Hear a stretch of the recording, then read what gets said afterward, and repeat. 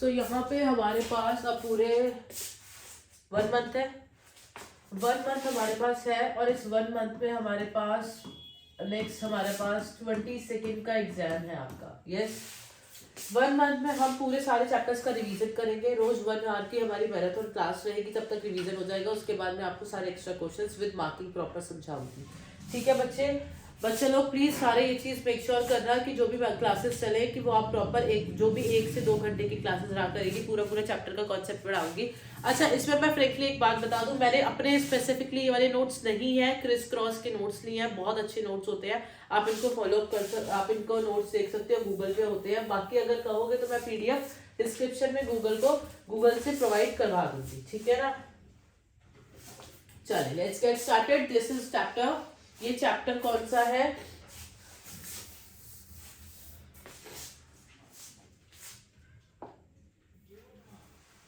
And of बायोपोलैरिटी।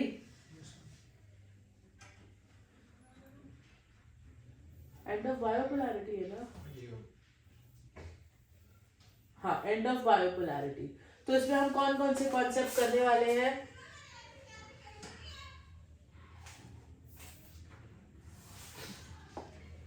इसमें आप करने वाले हैं एंड ऑफ बायोपोलैरिटी वाले में वन साइड देखने वाले हैं हम, वन साइड देखने वाले हैं, फॉर्मेशन देखने वाले हैं सोवियत यूनियन का, सोवियत सिस्टम होता क्या है, इकोनॉमिक फीचर सोवियत सिस्टम के, पॉलिटिकल फीचर सोवियत सिस्टम के, हिस्ट्री देखने वाले हैं जो बहुत इंपॉर्टेंट होने वाली है। उसके बाद कोल्ड वॉर का ईरा आएगा, निकिता क्रुश्चेव का, बहुत इंपॉर्टेंट चीजें हैं, मेन इवेंट्स इसमें क्या क्या रहे थे। उसके बाद हमें देखना है यहाँ पे,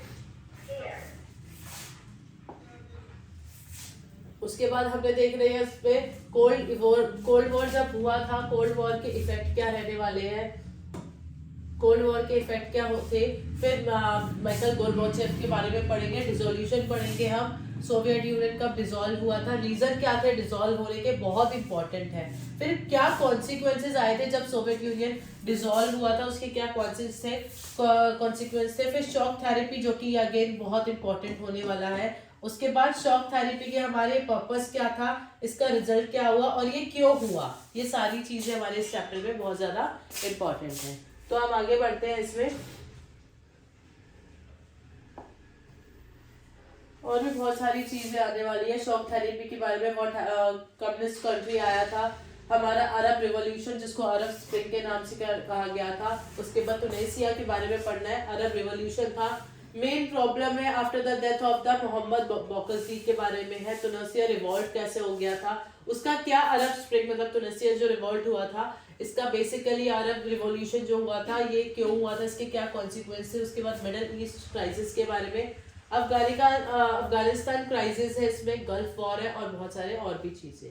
तो चलिए शुरू करते हैं फटाफट से, और चलिए फटाफट से शुरू करते हैं। ये बेसिकली लेसन आपको क्या बताता है, ये बेसिकली लेसन आपको बताता है कि सोवियत यूनियन किस तरीके से एग्जिस्टेंट हुआ, किस तरीके से डेवलप हुआ, और इसको कैसे कैसे हमने फेस किया, और कोल्ड वॉर ईरा का डिसइंटीग्रेशन कब हुआ था। सोवियत यूनियन बेटा जब फॉर्म हुआ था 1917 में, इंपॉर्टेंट पॉइंट है, मार्क करते चलना, तुम भी अपनी नोटबुक में लिखते चलना।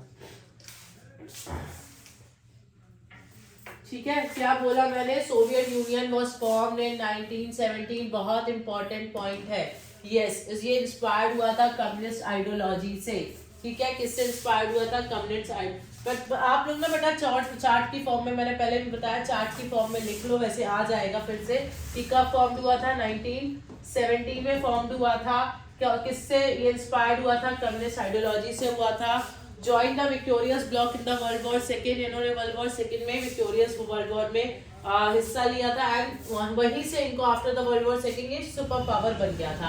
After competing with America, America से कंपीट होने के बाद डिटोरेशन हो गया था सोवियत सिस्टम का, और सोवियत सिस्टम डिसॉल्व हो गया था, और वहीं से एक शॉक थेरेपी शुरू हुई थी। ये तो एक वन साइड है कि चलो हमने इस वन साइड को ढंग से पढ़ना है। अभी और भी बहुत सारी चीजें आने वाली हैं इसमें, ये तो अभी सिर्फ समरी के तौर पे है कि ठीक है हमको समरी पढ़नी है, इसमें समरी हमने कैसे कैसे पढ़नी है, क्या क्या पढ़नी है, ये सारी चीजें इसमें आने वाली है।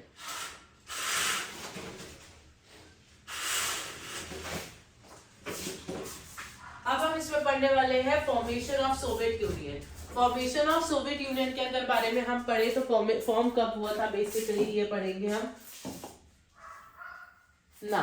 फॉर्मेशन के बारे में अगर हम पढ़े तो फॉर्म कब हुआ था, 1917 में हुआ था, आफ्टर द बोल्शेविक रिवॉल्यूशन के बाद हुआ था। इसको हम पहले क्या कहते थे, यूएसएसआर। यूएसएसआर का मतलब है union of Soviet socialist Republic. बेटा मार्क का पॉइंट क्या बोलेंगे हम, सोवियत यूनियन को यूएसएसआर। यूएसएसआर क्या होता है, union of Soviet socialist revolution. ठीक है, ये चीज मार्क कर लेना साथ के साथ। मैं वो नहीं करी, यहाँ पे बेटा लिखा हुआ है सोशलिस्ट रिवॉल्यूशन। इसमें 15 रिपब्लिक सोवियत यूनियन थे, 15 रिपब्लिक सोवियत यूनियन थे, जो कि अलग अलग 15 डिफरेंट कंट्रीज को रिप्रेजेंट करते थे। बेटा क्या करते थे, 15 डिफरेंट कंट्रीज को रिप्रेजेंट करते थे। Now the Soviet Union was created to secure the interest of the poor. जो गरीब लोग थे उनके लिए बनाया गया था, उनको बचाने के लिए बनाया गया था। It was established according to the socialism and communist ideology. ये सोशलिज्म और कम्युनिस्ट आइडियोलॉजी के लिए बनाया गया था। 2 पॉइंट्स यहीं पर आ जाते हैं, एमसीक्यू से बन जाएंगे।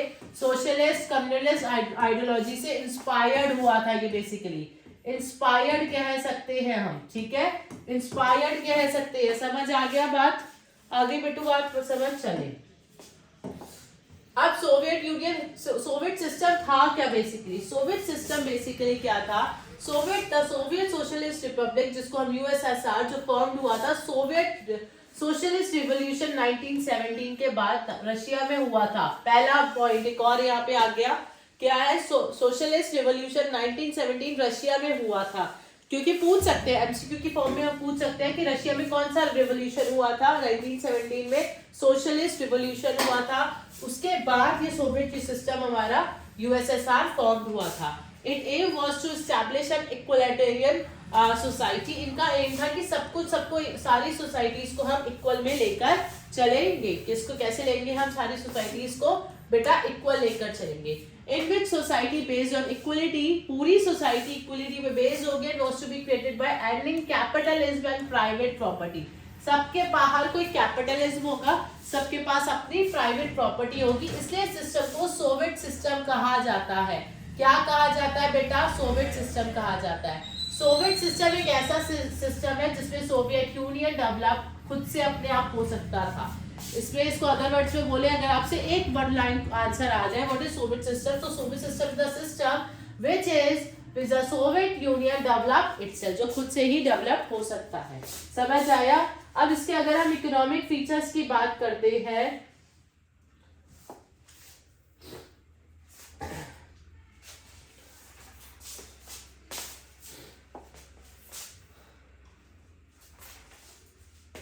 अगर हम इकोनॉमिक फीचर्स की बात करें सोवियत सिस्टम के, the Soviet system was based on socialism where all economic decision लिए जाते थे गवर्नमेंट के द्वारा सोसाइटी को माइंड में रखकर। क्या बोला हमने, it was based on socialism where all economic decision were taken by the government keeping the society in mind. Soviet system had a planned economy, एक प्लान्ड इकोनॉमी थी। Planning refers to the planning for the future, taking into account the resources currently available. Sorry. Soviet system जो था बेटा वो एक planned economy में के साथ काम करता था। प्लानिंग करना फ्यूचर की, करंटली जो चीज अवेलेबल है उससे रिलेटेड, उसको उन सारी चीजों को देखकर। साथ में इनका देखो फर्स्ट पॉइंट था, एक तो प्लान्ड इकोनॉमी था, यही से सोवियत सिस्टम के बारे में हम लिख देंगे। क्या था बेटा, ये प्लान्ड इकोनॉमी था। ठीक है, नाउ दूसरा क्या था, मिनिमम स्टैंडर्ड ऑफ लिविंग का ध्यान रखता था। मतलब क्या हुआ मिनिमम स्टैंडर्ड ऑफ लिविंग, हाँ जी कमेंट में बताते चलना। Minimum standard of living, minimum standard of living means a situation where a person has all those facility without which it is difficult for him to develop normally। ये एक वो आपका situation थी जहां पर पर्सन क्या वो सारी फैसिलिटी ले पाए without which it is difficult for him, जो उसके लिए डिफिकल्ट है और वो धीरे धीरे अपने आप ही डेवलप कर सके। उस समय एम्प्लॉयमेंट नेग्लिजिबल थी, तो इनकी पूरी कोशिश थी कि उस समय बिल्कुल एम्प्लॉयमेंट, हम बहुत ज्यादा एम्प्लॉयमेंट थी, उस अनएम्प्लॉयमेंट थी, तो वो चाहते थे कि खत्म कर दें हम अनएम्प्लॉयमेंट को। एंड एडवांस कम्युनिकेशन सिस्टम लेकर आना चाहते थे वो। State ownership was a dominant form of ownership. वो चाहते थे कि सबसे ज्यादा dominant form of ownership state ownership होना चाहिए, इंपॉर्टेंट है। State ownership dominant form of ownership. State control over land and other productive assets. State का पूरा कंट्रोल किसके पास होना चाहिए बेटा? स्टेट का पूरा कंट्रोल होना चाहिए। State control over land and other productive assets. Productive assets का स्टेट कंट्रोल के पास पूरा, स्टेट ही सारे डिसीजन लेगा बेसिकली लैंड के और जितने भी प्रोडक्टिव एसेट्स हैं उनके भी। The consumer industry was very advance. क्या कहा गया है? कंज्यूमर इंडस्ट्री बहुत उस समय क्या हो जाए, बहुत ज्यादा एडवांस हो जाए। क्या हो जाए? बहुत ज्यादा एडवांस हो जाए मैन्युफैक्चरिंग, ताकि हम हर चीज पेन से लेकर कार तक वो लोग बना सके। Huge reserve of energy resources, ज्यादा रिजर्व हो एनर्जी रिसोर्सेज का, ज्यादा से ज्यादा रिजर्व करके चले। अब ये एनर्जी रिसोर्सेज में मिनरल आ सकते थे, मिनरल था, ऑयल था, स्टील था, कोल था, lots of different things, lots of different minerals basically, जो चाहते थे कि वो बहुत सारी एनर्जी रिसोर्सेज को क्या कर सके, प्रिजर्व कर सके, रिजर्व कर सके बेसिकली। पॉलिटिकल फीचर्स क्या थे सोवियत यूनियन के? ओनली वन पार्टी रूल, सिर्फ एक ही पार्टी रूल करेगी। Soviet Union was ruled by only one party, communist party जो थी उस समय। फिर again Soviet system one party rule था, वन पार्टी। इसको ना चार्ट फॉर्म में बना लो। सोवियत सिस्टम क्या था? वन पार्टी रूल, जिसका यहाँ क्या था? Communist party. देखो चार्ट फॉर्म बहुत इजी हो जाता है, भले ही आप एक पेज पे बनाओ, भले ही आप 4 पेज पे, ये आपके ऊपर है। Opposing capitalism, private ownership and free trade. ये कैपिटलिस्ट के अपोज में थे, प्राइवेट ओनरशिप थी और वो चाहते थे free trade. No freedom to form any other political party. ये किसी भी दूसरी पार्टी को फॉर्म नहीं करने देना चाहते थे। इनका मेन एम था कि खाली यही काम करे सारा का सारा। History of Soviet union. History क्या थी सोवियत यूनियन की? चले फटाफट से देखते हैं। जोसेफ स्टालिन रिजाइड 1924 से 1953। जोसेफ स्टालिन रिजाइड ने सोवियत यूनियन को फॉर्म किया, बेसिकली लीड किया था फ्रॉम 1924 से 1953 में, और इन्होंने बहुत इंपॉर्टेंट रोल प्ले किया था सोवियत यूनियन को डेवलप करने में। इन्होंने क्या क्या काम करे थे? इन्होंने इंडस्ट्री प्रमोट करी थी, इन्होंने सेकेंड वर्ल्ड वॉर जीता था, and also elongation of farming का भी इन्होंने काफी सारी चीजें नई नई इंट्रोड्यूस करी थी। ठीक है, बढ़ाई ना। Soviet Union and the cold war. Soviet union और कोल्ड वॉर की अगर हम बात करते हैं,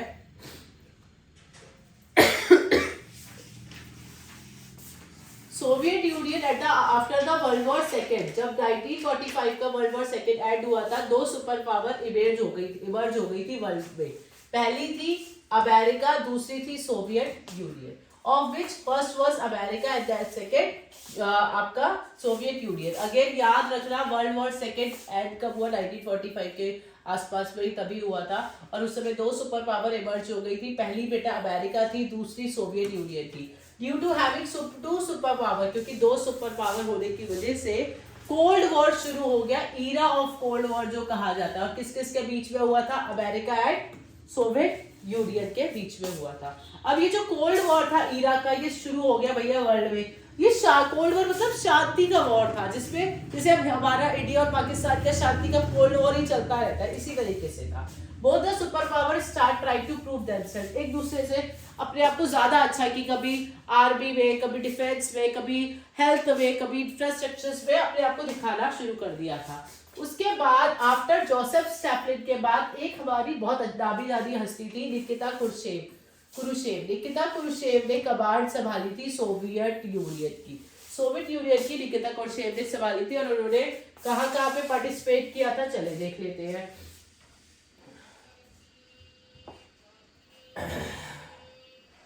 इनके मेन इवेंट्स क्या थे? इनके मेन इवेंट्स ने क्यूबन मिसाइल क्राइसिस में अपना पार्टिसिपेशन दिया था, और स्पेस रेस पे इन्होंने पार्टिसिपेशन दिया था। इन्होंने स्पुतनिक लॉन्च किया था, और यूरी गगारिन स्पेस में को भेजा था। बिल्डिंग द बर्लिन वॉल, इन्होंने बर्लिन में एक वॉल थी जो काफी बड़ी वॉल बनाई गई थी, इन्होंने उसमें भी इनका हिस्सेदारी रही थी। Effect of the cold war on the Soviet Union, क्या इफेक्ट, अच्छा जब कोल्ड वॉर शुरू हुआ तो सबसे ज्यादा इफेक्ट आया था हमारे सोवियत यूनियन के ऊपर। क्या इफेक्ट था, क्योंकि दिखाना पड़ता था अपना एक कोल्ड वॉर शांति वाला कोल्ड वॉर था, तो उस समय हाई एक्सपेंडिचर था मैन्युफैक्चरिंग ऑफ वेपन्स पे, बहुत ज्यादा खर्चा होता था बेटा, दोबारा बोल रही हूँ, बहुत ज्यादा खर्चा होता था उस समय।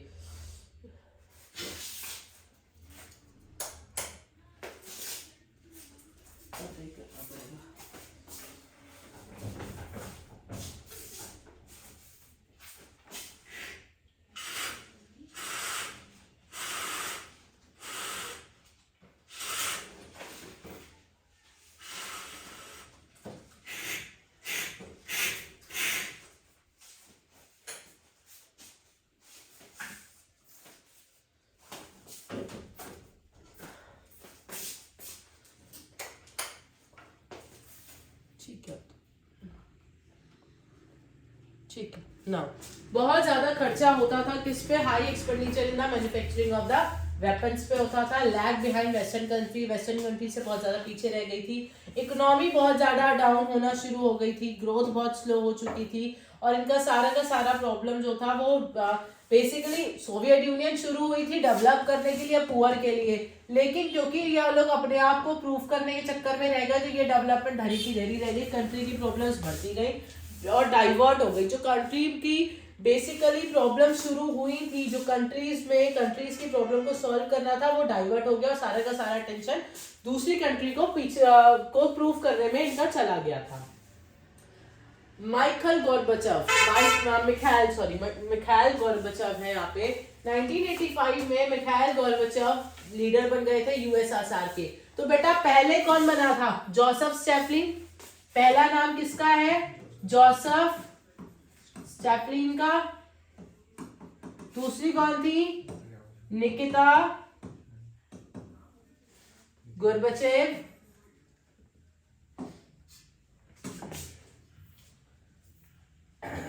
निकिता क्रुश्चेव, ठीक है। दूसरी कौन थी, निकिता क्रुश्चेव। और थर्ड कौन आ गए हमारे, थर्ड बेटा कौन आ गए, मिखाइल गोर्बाचेव।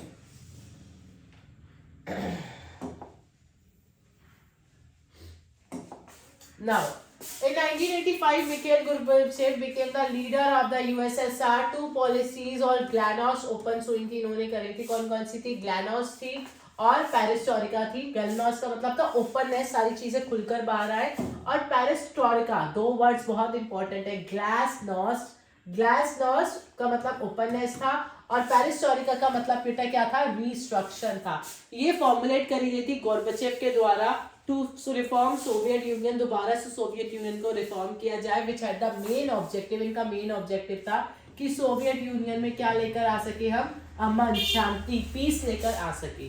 पॉलिटिकल रिफॉर्म्स, इन्होंने डेमोक्रेसी को प्रमोट किया, विड्रॉ किया फोर्सेस फ्रॉम अफगानिस्तान और ईस्टर्न यूरोप से, इन्होंने अपनी जितनी भी फोर्सेस थी बंगाली थी, और इन्होंने जर्मनी को यूनिफिकेशन दिलवाने में भी काफी हेल्प करी थी। मतलब यूनिफिकेशन मतलब जर्मनी को उसकी अपनी खुद की आइडेंटिटी दिलवाने में भी काफी ज्यादा हेल्प करी थी। इन्होंने फाइनेंशियल इंप्रूवमेंट क्या करा, इन्होंने स्टॉप कर दिया था आर्म रेसेस को, जो आर्म रेस हो रही थी, जो वेपन्स की रेस चल रही थी एक दूसरी कंट्रीज को दिखाने के लिए, वो इन्होंने क्या कर दी बेटा, आपको खत्म कर दी थी।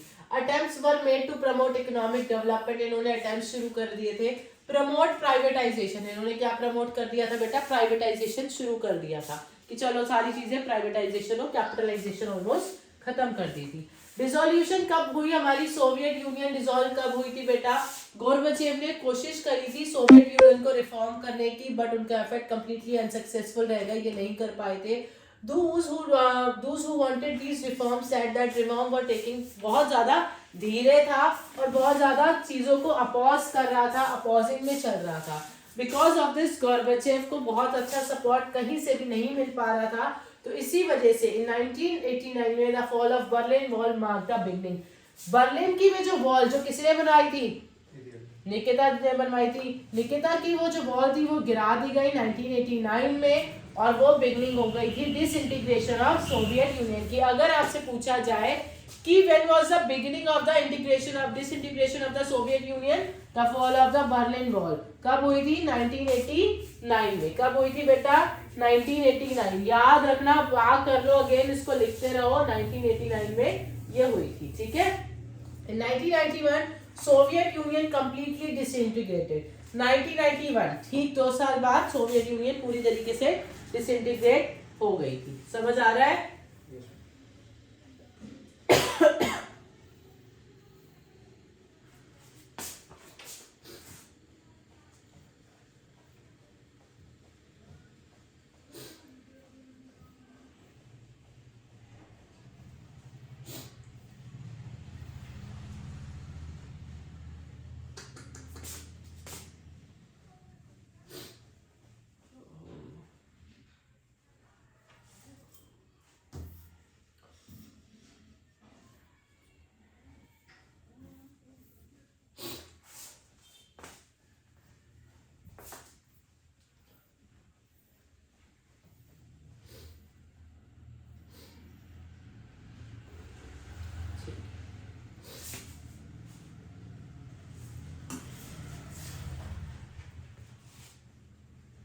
Reason of the dissolution of the Soviet Union, क्या रीजन था? Failure to fulfil aspiration of the people. लोगों की एस्पिरेशन फुलफिल नहीं हो पा रही थी. डोमिनेट ब्यूरोक्रेसी हो गई थी. कम्युनिस्ट पार्टी का बहुत ज्यादा डोमिनेंस हो गया था. बहुत ज्यादा मैन्युफैक्चरिंग, जब लोग जो भी इंडस्ट्रीज थी जो वेपन्स को मैन्युफैक्चर कर रही थी, उसमें बहुत ज्यादा एक्सपेंडिचर आ रहा था. वेस्टर्न कंट्रीज से बहुत ज्यादा पीछे हो गए थे. रशिया का भी डोमिनेंस ऑलमोस्ट बढ़ता जा रहा था. इकोनॉमी खत्म होने लग गई थी. फ्रीडम ऑफ लोगों जो feeling of freedom with the people, अब लोगों में एक फ्रीडम आना शुरू हो गई थी. एक पेट्रोइटिज्म आना शुरू हो गई थी. नेशनलिज्म आना शुरू हो गई थी. इमीडिएट कॉज क्या था उस समय? Emergency of sense of freedom with the mind of people. वही लोगों के माइंड में फ्रीडम, अब उनको ये था कि अब हमें फ्री हो रहा है, हमें फ्रीडम हो रहा है. गॉर्बेचोव रिफॉर्म जो आया था, पेरिस्टोकिया एंड ग्लानोस. पेरिस्टोकिया का मतलब क्या था? ओपननेस. और सॉरी, ग्लानोस का मतलब था ओपननेस, और पेरिस्टोकिया का मतलब था रिस्ट्रक्शन. ठीक है, ये हम अभी ऊपर पढ़ चुके हैं. क्या कॉन्सिक्वेंसेस थे आपके डिसोल्यूशन ऑफ सोवियत यूनियन में? कोल्ड वॉर खत्म हो गया आपका. बिगनिंग ऑफ अमेरिकन सुपरमेसी शुरू हो गई थी. एंड ऑफ आर्म रेस हो गया था. भाई यहाँ पर देखा जाए तो आर्म रेस खत्म कर दिया था. किसने किया था? किसने किया था? हाँ, किसने किया था? नहीं जी, नहीं. कमेंट करके बताना किसने किया था. ओहो,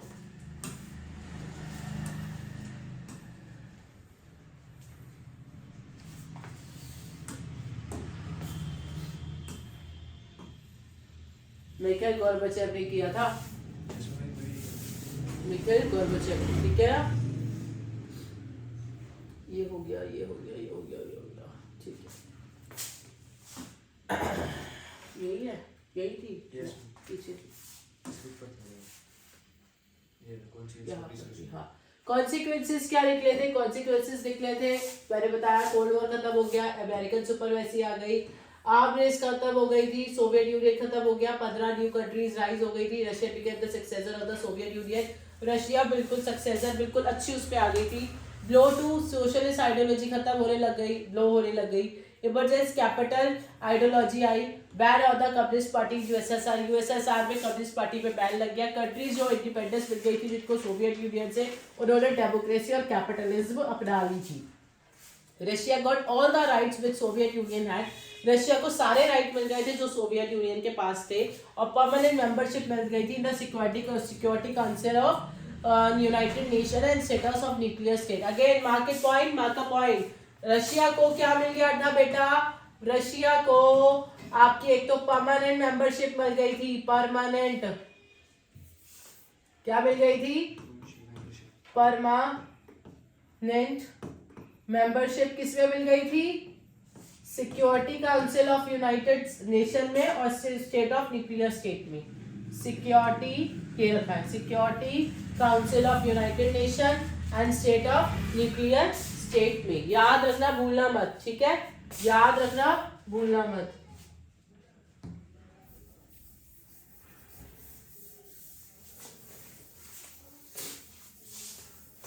नाउ अब आता है हमारा शॉक थेरेपी। शॉक थेरेपी में क्या था? अब हमारा शॉक थेरेपी जब हमारा सोवियत यूनियन डिसइंटीग्रेट हुआ, क्या हुआ था जब हमारा बेटा सोवियत यूनियन डिसइंटीग्रेट हुआ, तो शॉक थेरेपी क्रिएट हुआ था वर्ल्ड बैंक और international monetary fund. World bank और आईएमएफ कहते हैं इंटरनेशनल मॉनेटरी फंड को। इन्होंने स्टैब्लिश किया था कैपिटलिस्ट सिस्टम और फॉर्म करा establish capitalist system in the newly form countries में इन्होंने कैपिटलिस्ट सिस्टम बनाया। Soviet Union was build on the socialist ideology, इन्होंने बिल्ड किया था सोशलिस्ट आइडियोलॉजी पे। And all the industry they are used to work under the government, जितनी भी industry थी वो गवर्नमेंट के अंडर में ही काम करेंगी। Now after the dissolution of the Soviet Union capitalist system establish हो गया था इन सब कंट्रीज में। Shock therapy was a provision to hand over all the government industry. Shock therapy ने एक प्रोविजन दे दिया जितनी भी गवर्नमेंट इंडस्ट्री है to private hands by auction में दे दी थी। अपनी जितनी भी गवर्नमेंट इंडस्ट्री थी वो सारी की सारी प्राइवेट बैंक को ऑक्शन मतलब बोली में दे दी। In other words turning the government sector कहाँ पे चेंज होना शुरू हो गया था? प्राइवेट सेक्टर में, वो शॉक थेरेपी आया था। पर्पस क्या था कि जितने भी गवर्नमेंट सेक्टर्स है वो सब प्राइवेटाइजेशन हो जाए, तो privatisation of state estates, trade free हो जाए और हम सोवियत कंट्रीज को वेस्टर्न इकोनॉमीज के साथ कनेक्ट कर सकते हैं। इसका रिजल्ट क्या रहा? ये जो शॉक थेरेपी थी कि प्राइवेटाइजेशन हो, ये ना सक्सेसफुल नहीं हो पाया था, तो कंप्लीटली अनसक्सेसफुल रहा।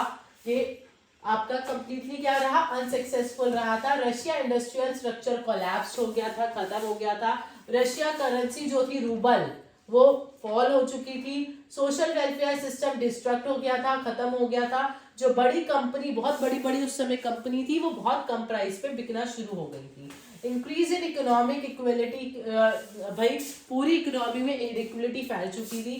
फूड क्राइसिस हो चुके थे, ब्लैक मार्केटिंग, क्योंकि फूड क्राइसिस हो रहे हैं तो एनकरेज होगी ऑब्वियसली ब्लैक मार्केटिंग। हाँ, history largest garage sale, history में सबसे बड़ी सेल हुई थी शॉक थेरेपी की वजह से। शॉक थेरेपी गैरेज सेल मतलब बड़ी बड़ी इंडस्ट्रीज, बड़े बड़े गैरेज, बड़े बड़े मैन्युफैक्चरिंग इंडस्ट्री बहुत ही बेटा उस पे आपके कम प्राइसेस पे सेल होना शुरू हो चुकी थी। Shock therapy was called the biggest garbage sale। Shock therapy को क्या कहा गया था? Biggest garbage sale in history, because big company sold हो रही थी at the price of junk. ठीक है, सब याद रहेगा, समझ आएगा। Why did happen? ऐसा क्यों हुआ? This happened because all the citizens were given vouchers to participate in the auction। सारे जितने भी सिटीजन छोटे से बड़े थे उनको वाउचर्स दिए गए कि वो पार्टिसिपेट करें। ये वाउचर्स सोल्ड करे गए थे ब्लैक मार्केट के थ्रू। दे नीडेड मनी, उनको पैसे की जरूरत थी। And at the same time they were not in a position to participate in the sale, और वो इस पोजीशन में नहीं थे कि वो इस में पार्टिसिपेट कर सके। Now communist countries and India. Communist country and India का रिलेशन क्या था? Relation between the India and communist countries have good, काफी अच्छा था स्टार्टिंग में, but Russia have been helping India from the very beginning. Russia ने हमारी India की बहुत ज्यादा बेटा हेल्प करी है। Both dreams of multipolar world, दोनों का ड्रीम था मल्टीपोलर होना, मतलब सबके साथ यूनिटी बना के चलना, सबके साथ काम करना, एक दूसरे के साथ ट्रेड करना, काफी कुछ डेवलप लेकर आना। Both countries believed in democracy, दोनों कंट्रीज का बिलीव था।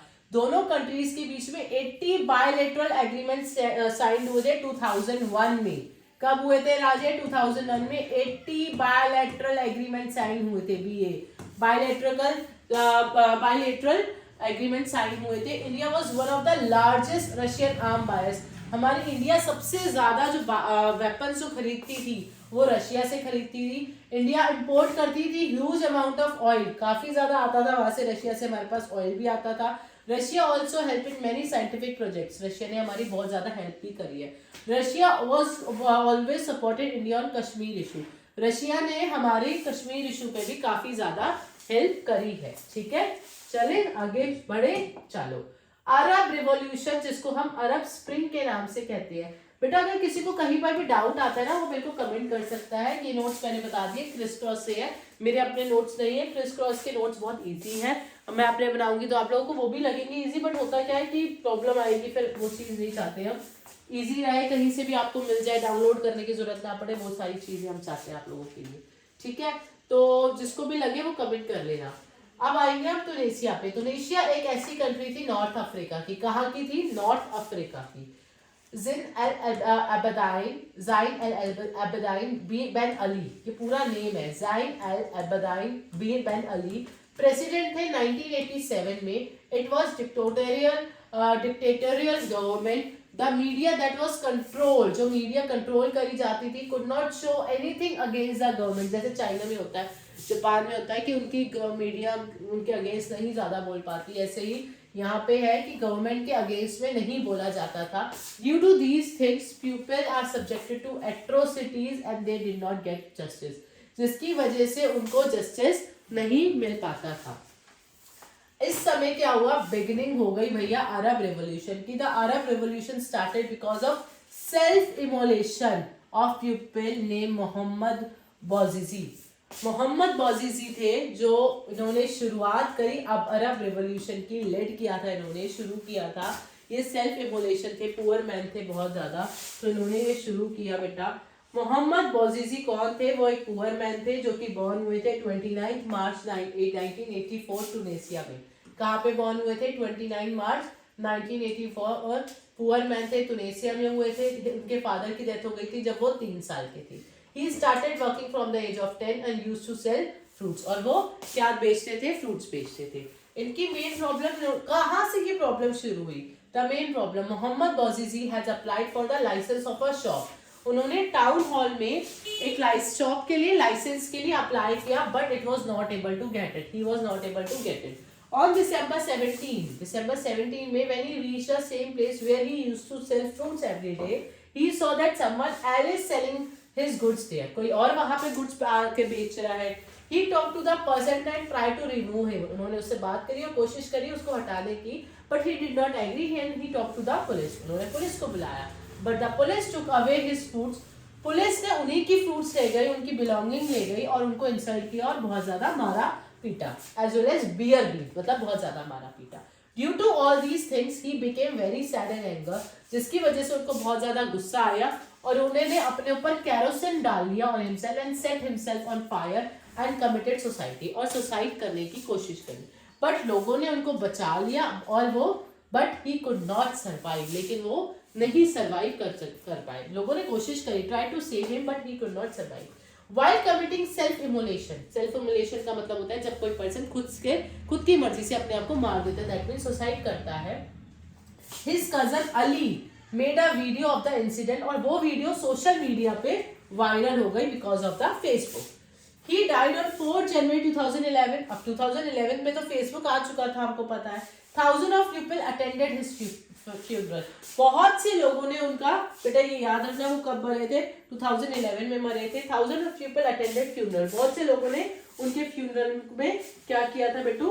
अटेंड किया था उनका funeral. After the death of Mohamed Bouazizi, no strong steps were taken due to the anger of the people increase further, क्योंकि कोई स्टेप नहीं लिया गया और बहुत ज्यादा लोगों में गुस्सा था। People in Tunisia start protesting in a large number. अब वहां पे लोगों में इतनी अकल तो आ गई उनके मरने के बाद कि भैया हमें प्रोटेस्ट करना है। To suppress the protest, bullets were fired, bullets को फायर किया गया गवर्नमेंट की तरफ से, सो दैट पीपल शांति से बैठ सके डर की वजह से। बट ऐसा कुछ नहीं हुआ, लोग डरे ही।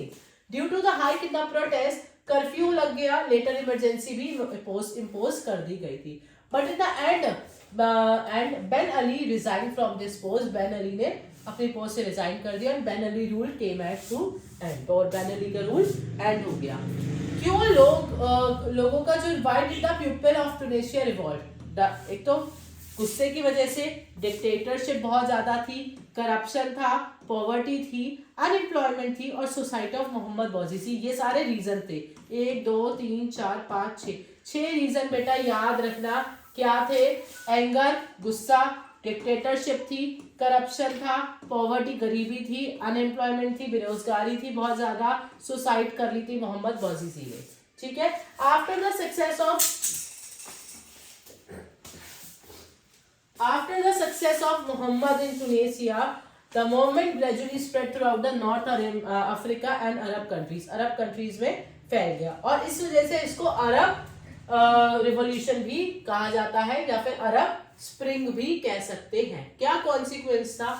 अब बाकी देखा जाए तो ये सक्सेसफुल नहीं हुआ था, अरब रिवॉल्यूशन डिड नॉट सक्सीड। ये सिर्फ टूनेशिया में ही बेनिफिटेड रहा था क्योंकि वहां पे बेन अली का जो राज था वो खत्म हो गया था, ठीक है। लिबिया एंड सारिया और completely destroyed by Arab revolution, से बिल्कुल खत्म कर दिए गए थे। Military rule become stronger in some country, military rule काफी ज्यादा स्ट्रॉन्ग हो गया था काफी कंट्रीज में। South Arabia South Arabian other countries handle the situation wisely, South Arabia ने और दूसरी कंट्रीज ने हैंडल किए थे सिचुएशन बहुत अच्छे से। अब हम पढ़ने वाले हैं यहाँ पर middle east crisis. Middle east crisis क्या होता है, मिडल ईस्ट में के टाइम पे क्या क्राइसिस आए थे? बेसिकली यहाँ पे दो टॉपिक्स हैं जिसपे हम बात करेंगे। पहला है अफगानिस्तान क्राइसिस और दूसरा है first gulf war. Afghanistan crisis 1979 से 1989 में हुआ था, फर्स्ट गल्फ वॉर भी आएगा यहाँ पर, ठीक है। चलिए कौन कौन से टॉपिक हमने पढ़ने हैं? Afghanistan crisis and first gulf war. Afghanistan crisis 1979 से 1989 तक चला, 10 साल, 10 इयर्स का, याद रखना 10 इयर्स, कभी कभी पूछ लिया जाता है आप लोगों से, ठीक है। 10 इयर्स का था। तो अफगानिस्तान पॉलिटिकल सिस्टम, हमने अभी बात करी, हमने क्या बोला? हमने दो मिडिल ईस्ट क्राइसिस में हम दो टॉपिक पढ़ने वाले हैं, अफगानिस्तान क्राइसिस और कौन सा पढ़ने वाले हैं यहाँ पे? फर्स्ट गल्फ वॉर, ठीक है। फर्स्ट, ये पूरा जो हमारा अफगानिस्तान क्राइसिस था ये कितने टाइम के लिए चला है बेटा? 10 साल, 1979 से 1989 तक चला था ये। पहला हम पढ़ने वाले हैं अफगानिस्तान क्राइसिस, जो मैंने अभी पहले आपको बता दिया है, आप लोगों ने 10 साल पढ़ा, 10 साल का था। Afghanistan political system, Afghanistan remain separate from the both the world war and the cold war. World war से भी ये दूर रही थी, कोल्ड वॉर से भी दूर रही थी। सब पॉलिटिकल चेंजेस हुए थे 1960 में, जो किए थे किंग जाहिर शाह ने। अफगानिस्तान के किंग थे जाहिर शाह, इन्होंने कुछ पॉलिटिकल चेंजेस किए थे। इलेक्शन शुरू हो चुके थे अफगानिस्तान में, पॉलिटिकल राइट्स मिलना शुरू हो गया था और यहाँ तक कि वुमेन एजुकेशन भी शुरू हो चुकी थी। He was deposed in 1973 by the king cousin Daud Khan. Daud Khan से ये हट गए, उन्होंने अपनी पोस्ट छोड़ दी and he himself became the president। और जो दाऊद खान थे वो क्या बन गए थे? प्रेसिडेंट बन गए थे और प्राइम मिनिस्टर बन गए थे अफगानिस्तान के।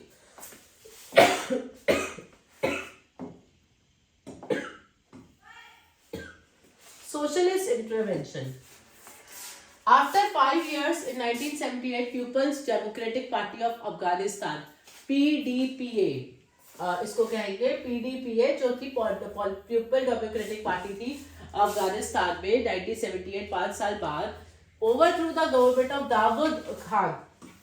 PDPA एक सोशलिस्ट पार्टी बन गई। Under the land reform process they started taking land from people who had a lot of land, जिनके पास बहुत ज्यादा लैंड थी वो उनसे लैंड लेना उन्होंने शुरू कर दिया and started distributing this land among who did not have land, और जिनके पास नहीं थी उनको देना उन्होंने शुरू कर दिया। Because of this, people of the village of Afghanistan, ये लोग क्या हो गए? गुस्से में आ गए with the government because they had land in high amount, उनके पास बहुत ज्यादा अमाउंट में लैंड थी। Due to the land reform, villagers start revolting, villagers ने क्या कर दिया था? रिवॉल्ट करना शुरू कर दिया था। The government tried to suppress this rebellion but did not succeed. Government ने कोशिश करी कि ये जो रिवॉल्ट है, ये जो रिबेलियन है, ये शांत हो जाए, बट ये शांत नहीं हुआ।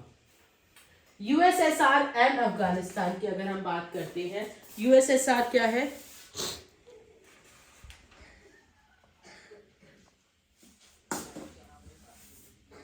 यूएसएसआर एंड अफगानिस्तान की बात करी जाए तो the socialist government formed in Afghanistan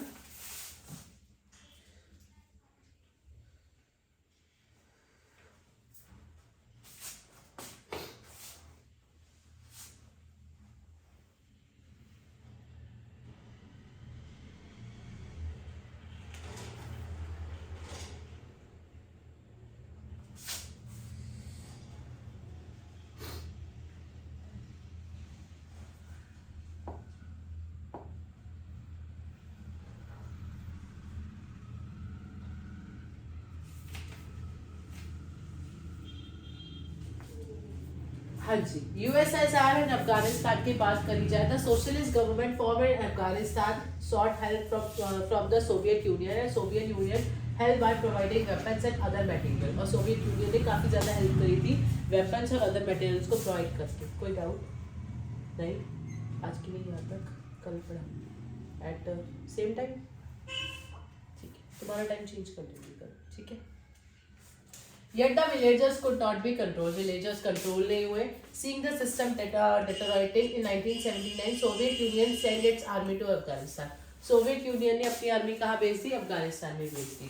The sending of Soviet troops to Afghanistan was opposed by General Assembly of 34 Muslim countries and United Nations. जो सोवियत ट्रॉप्स थे जो अफगानिस्तान भेजे गए थे वो अपोज करे गए थे जनरल असेंबली 34 मुस्लिम कंट्रीज के द्वारा एंड द यूनाइटेड नेशन के द्वारा भी। But the Soviet Union did not listen to anyone.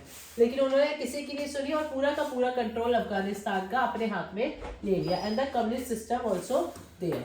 Afghanistan war जो हुआ था 1979 से बेटा 1989 में जो चला था, ड्यूरिंग दिस एक वॉर स्टार्ट हुआ लोगों के बीच में, पीपल ऑफ अफगानिस्तान और सोवियत यूनियन की आर्मी के बीच में शुरू हुआ था। किसके बीच में? सोवियत यूनियन की आर्मी के बीच में। And the people of the Afghanistan name it's war of religion. और उन्होंने नाम क्या दिया था? इसको वॉर ऑफ रिलीजन का नेम दिया था। याद रखना, अफगानिस्तान वॉर को अगर बोला जाए तो इसको वॉर ऑफ रिलीजन भी बोला जा सकता है बेटा, ठीक है, war of religion. The people of Afghanistan को जो सपोर्ट कर रहा था वो यूएस कर रहा था और दो super power also face to face आ चुकी थी अफगानिस्तान वॉर में। Osama bin Laden was also involve in this war. Due to this war बहुत सारे टेररिस्ट ऑर्गेनाइजेशन जैसे तालिबान, अल कौदा इमर्ज हो चुके थे इसमें। End of the Afghanistan war, Afghanistan का वॉर कब खत्म हुआ? इन 1985 गोर्बाचेव जब प्रेसिडेंट बने थे आपके सोवियत यूनियन के और उन्होंने चेंज करना शुरू किया सोवियत यूनियन का सिस्टम, तब ये अफगानिस्तान का वॉर 1985 में क्या हुआ था राजे?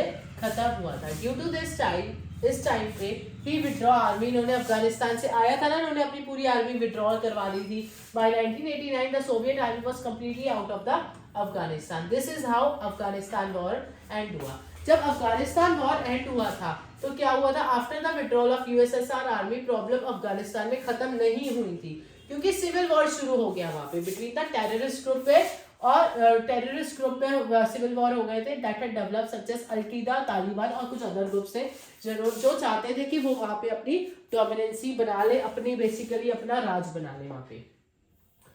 गल्फ वॉर के बारे में पढ़ेंगे, बस ये चैप्टर खत्म है अब तो। गल्फ वॉर इराक ने ऑक्यूपाइड कर लिया कुवैत 1990 में। कब करा था इराक ने बेटा? कुवैत 1990 में। World countries tried to convince Iraq but Iraq did not agree. World की कंट्रीज ने कोशिश पूरी करी कि वो कन्विंस कर ले बट इराक एग्री नहीं हुआ। At the end UNO allowed the use of force and on Iraq. UNO ने कह दिया, यूनाइटेड नेशन ऑर्गेनाइजेशन ने क्या कह दिया कि ठीक है जाओ और इराक पे भाई अपना फोर्स भेज दो, अलाउ कर दो। The military operation was named as Operation Desert Storm. Gulf War को अगेन मैं बता दूं, ऑपरेशन डेजर्ट स्टॉर्म भी कहा जाएगा, ठीक है? क्या कहा जाएगा? Operation Desert Storm. UNO forces was also sent to attack Iraq. UNO ने अपनी फोर्सेस भेजी थी अटैक करने पे इराक पे। Although his army was a mix army of 34 countries. 34 countries की मिक्स आर्मी थी बट 75 सोल्जर्स कहाँ के थे? अमेरिका के। और general of his army also American. जो जनरल थे वो भी कौन थे? अमेरिकन थे। तो सदर Hussain who was the president of Iran at that time said this war would be a war of 100 wars। 100 wars का वॉर बन सकता है, meaning it would be very difficult to defeat Iraq. कि बहुत मुश्किल है इराक को डिफीट करना, हराना बहुत मुश्किल है। But nothing like this happened. Iraq बहुत आसानी से कुछ ही दिनों में हार गया था और उसने कुवैत को छोड़ दिया था। During this war America made an open display of its power. America ने अपनी पावर पूरे खुलकर दिखाई थी। अमेरिका ने स्मार्ट बॉम्ब्स यूज करे थे यहाँ पर। कंप्यूटर वॉर भी, जिसको इसलिए कहा गया था इसको कंप्यूटर वॉर। गल्फ वॉर को एक और क्या कहा गया? Computer. Simultaneously, this war was broadcasted live on TV due to which it's a video game war। इसको वीडियो गेम वॉर का भी नाम दे दिया गया। This decision to attack Iraq ये यूएनओ ने लिया था was called dramatic because no such decision had been taken by UNO before. ऐसे पहले कोई भी और डिसीजन नहीं लिए गए थे। समझ में आया बात? चैप्टर खत्म, एंड ऑफ बायोमोलिकुलरिटी खत्म हो चुका है। अब हम फटाफट से क्या करेंगे, अब हम बेटा फटाफट से अपने इसके वेरी शॉर्ट क्वेश्चंस कर लेते हैं आज, ताकि क्या होगा हमारे वेरी शॉर्ट क्वेश्चंस खत्म हो जाएंगे, ठीक है ना। देखो मैं कोई भी अपना ऑनलाइन और ऑफलाइन स्टूडेंट्स को बता दूं, इसमें कुछ भी मेरे पर्सनल नोट्स नहीं है, मैं सब अब कहीं ना कहीं से आपके पास मटेरियल लेकर आऊंगी, मटेरियल बता भी दूंगी। So it will be very helpful for you all, आप सब लोगों के लिए बहुत ज्यादा हेल्पफुल रहने वाले हैं। ये हो जाएगा कि आपको कहीं भी जाना है, कुछ भी देखना है तो वहां से आप लोग डायरेक्टली कर सकते हो, ठीक है। काफी सारा हम लोग करेंगे, हम रोज रेगुलर बेस पे कोशिश मेरी रहेगी मॉर्निंग और इवनिंग की 2 क्लासेस ले लूं, ताकि उसमें 2 चैप्टर्स इन अ डे हो जाए आपके। अभी हमने कंटेम्प्रेरी पढ़ा, कंटेम्प्रेरी में एंड ऑफ बायोमोलिकुलरिटी पढ़ा। पहले मैं 1 मार्क क्वेश्चन बता देते हैं, 1 मार्क क्वेश्चन कर लेते हैं।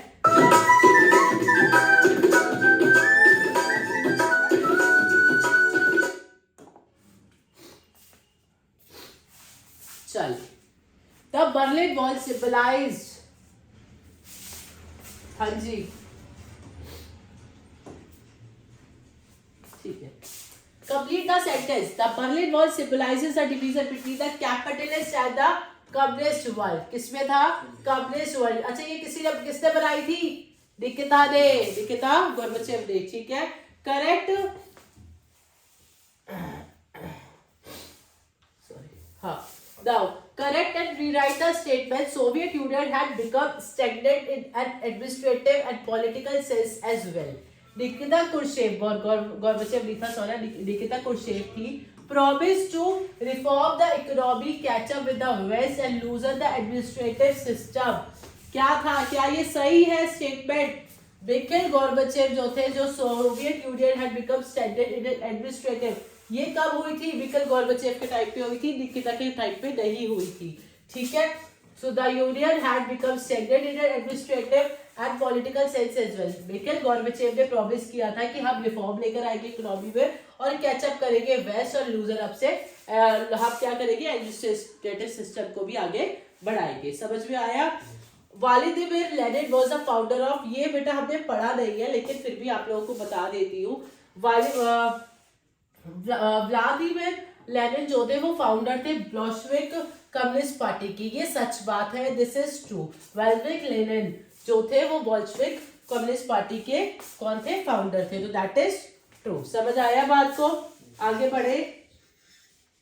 मैच द फॉलोइंग आपको बोला है, words of fact, words of fact basically इसको हम मिलिट्री पैक्ट भी कहते हैं, ठीक है। अच्छा याद करो, शॉक थेरेपी, शॉक थेरेपी क्या था? इकोनॉमिक मॉडल था, एंड ऑफ कम्युनिस्ट था, पीसफुल स्प्लिट था, बताओ। हाँ, इकोनॉमिक मॉडल था, ठीक है। और आपका ये वाला चीज एंड स्लोवेक्स, ये बुक में है, आपके बुक में दे रखा है, इसको हम पीसफुल स्प्लिट बोलते हैं। डिसइंटीग्रेशन क्या था? डिसइंटीग्रेट हुआ था, मतलब कम्युनिस्ट पार्टी का खत्म हो चुकी थी। What was ideology which Soviet Union based on? किस पे थी आइडियोलॉजी? सोशलिस्ट और कम्युनिस्ट पे, बिल्कुल। यहाँ कम्युनिस्ट भी आ सकता है, कम्युनिस्ट भी आ सकता है। समझ में आ गया बात? बेटा स्क्रीनशॉट लेते चलना, तुम भी इसको दोबारा चेक कर लेना एक बारी ना। When did the socialist Soviet came into existence? After the socialist revolution 1917 के बाद आया था, ठीक है। Now which party was dominant over Soviet Union? कौन सी पार्टी थी? Communist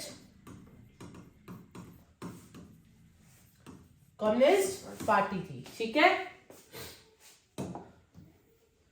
What kind of economy was USSR? कौन सी इकोनॉमी थी यूएसएसआर में? प्लान इकोनॉमी थी, जो कंट्रोल करती थी स्टेट्स को। प्लान हमने पढ़ा था ना, plan economy and control by the states.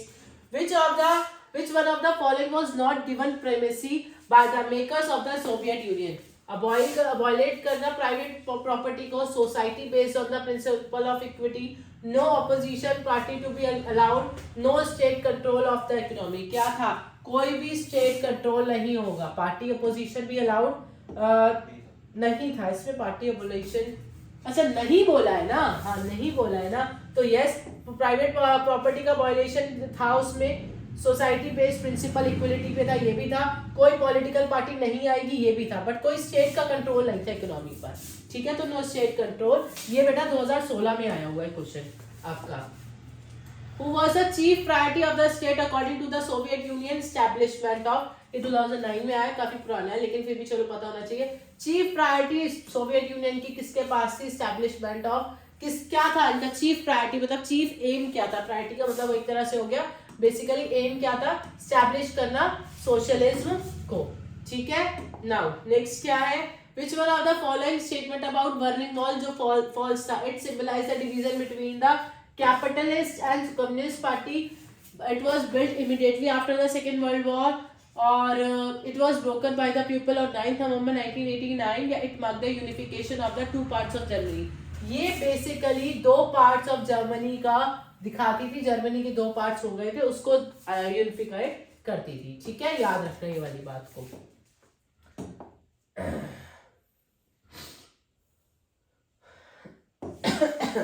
Who was how many republic were involved in Soviet Union, ये तो हमने पढ़ा था, was a group of 15 republic। Who was the chief secretary of Communist Party in the middle of 1980, Mikhail Gorbachev थे। Eastern Europe में पहली कौन थी, जोसेफ, दूसरी कौन थे, निकिता, याद रखना, ठीक है। ईस्टर्न यूरोपियन कंट्री केम इन विच ब्लॉक, किसमें आई थी, सोवियत यूनियन ब्लॉक में आ गई थी। What was the name of the military alliance formed by Soviet Union, Warsaw pact था, वर्सा पैक्ट बनाया था जिसको आप मिलिट्री पैक्ट भी कहते थे, क्या कहते थे बेटा, मिलिट्री पैक्ट भी कहा जाता है इसको, इसलिए मिलिट्री अलायंस जो फॉर्म हुआ था Warsaw pact, that is military pact. किसने इंप्रूवमेंट शुरू करी थी 1985, देखो 1980 में अगर मिखाइल गोर्बाचेव आए थे तो उन्होंने 1985 में करी होगी ना इंप्रूवमेंट शुरू, ठीक है।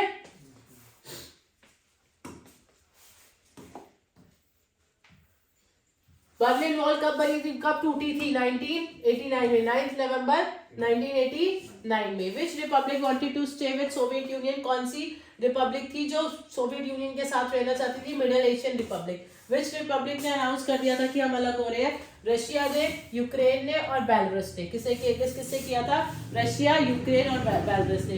किसने, who was accepted as a heir of Soviet Union, किसने कहा था कि हाँ ठीक है हम एक्सेप्ट करते हैं हायर सोवियत यूनियन के, हम एक्सेप्ट करते हैं as a heir Russian. Who played an important role in the disintegration and coup against, जिससे अलग से बोल रही, सोवियत लीडर बोरिस येल्सिन थे, ठीक है।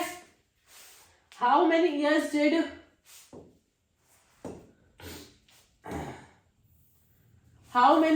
Did communist party rule Soviet union, कितने सालों तक उन्होंने किया, 70 years. Who had directed shock therapy model, world bank और IMF, इसको IMF कहा जाता है, international monetary fund. Give an example of authoritarian president of Uzbekistan को अपॉइंट किया गया था, himself to be the appointed himself, उन्होंने खुद को ही अपने आप ही अपॉइंट कर लिया था, to be the power for the first for 10 years and then extended for another 10 years, पहले 10 साल के लिए और उसके बाद अगेन, इसलिए कहा जाता है अथॉरिटेरियन मतलब जो बंदा खुद को ही अपने आप को ही अथॉरिटी दे देता है, ठीक है ना।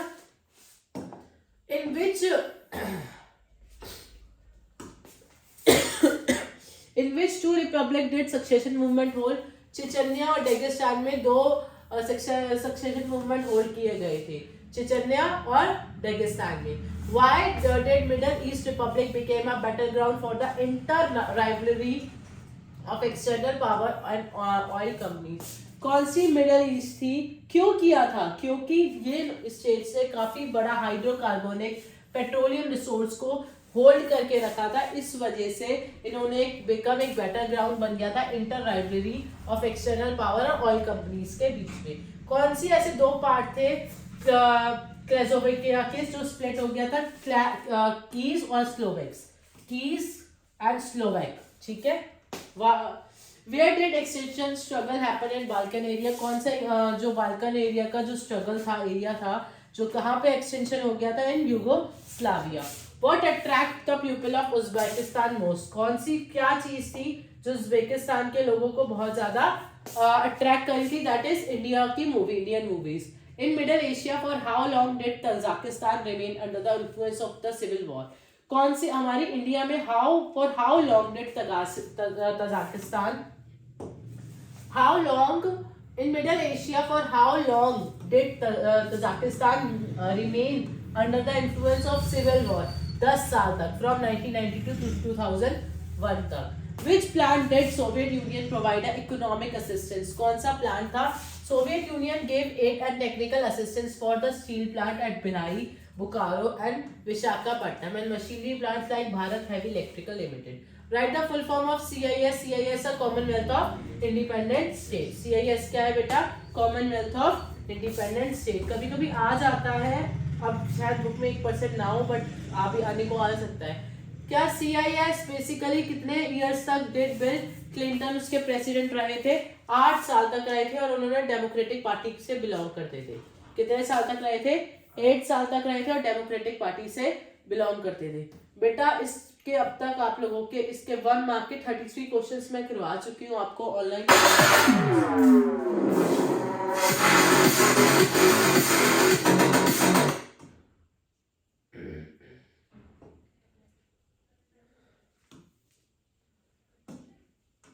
मैं 1 मार्क के आप लोगों को करा चुकी हूँ। तो किसी को भी अगर डाउट हो, तुमको डाउट हो, ऑफलाइन स्टूडेंट्स को डाउट हो, तो दे कैन कमेंट में इजीली कमेंट कर सकते हो। वेरी शॉर्ट आंसर्स भी इसमें ऑलरेडी है, गिवन है। वेरी शॉर्ट आंसर्स भी आएंगे इसमें, शॉर्ट भी आएंगे, लॉन्ग भी आएंगे, और 6 मार्क्स के भी आएंगे। इन द इवनिंग हो सकता है मैं आप लोगों को ये 6 मार्क्स के जो 3, 4 मार्क्स के क्वेश्चन होंगे, in the evening mid time में मैं आप लोगों को करवा दूंगी ये सारे। ठीक है, ओके।